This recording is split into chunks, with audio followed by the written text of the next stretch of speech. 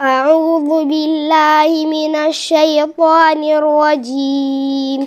بسم الله الرحمن الرحيم. إنا أرسلنا نوحا إلى قومه أن أنذر قومك من قبل أن يأتيهم عذاب عليم. قال يا قوم إني لكم نذير مبين أن اعبدوا الله واتقوه وأطيعون يغفر لكم من ذنوبكم ويؤخركم إلى أجل مسمى إن أجل الله إذا جاء لا يؤخر لو كنتم تعلمون.